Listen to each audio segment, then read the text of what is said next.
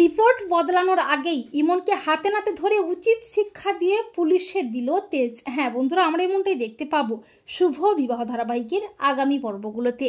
ইন্দ্রজিৎ সুধার চরিত্রের দিকে আঙুল তোলে, তবে তেজ সুধার পাশে দাঁড়িয়ে সুধার অপমানের বিরুদ্ধে রুখে দাঁড়িয়ে ইন্দ্রজিৎকে আচ্ছা করে ধোলাই করে।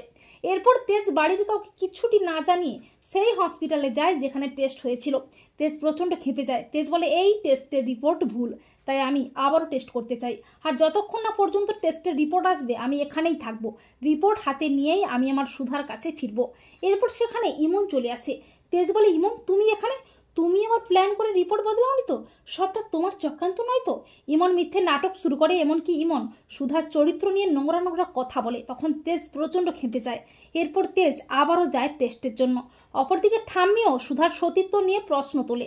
তখন সুধা বলে, আমি আর কাউকে আমার সতীত্বের কোনো পরীক্ষা দেব না।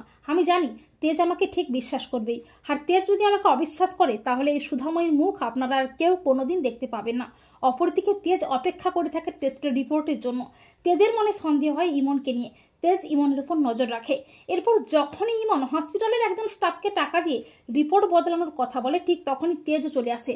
তেজ বলে, আমি তাহলে ঠিকই ধরেছিলাম, তুমি টাকা দিয়ে রিপোর্টটা বদলেছো। এবারেও তুমি সেটাই করতে চেয়েছিলে, কিন্তু তুমি ধরা পড়ে গেছো ইমন। তোমার খেলা শেষ। ইমন নিজেকে বাঁচাতে নাটক শুরু করে। তখন তেজ ইমনকে একটা ঠাঁটিয়ে চড় কষিয়ে উচিত শিক্ষা দেয়। তেজ অফিসার আশুতোষকে ফোন করে সবটা জানায়।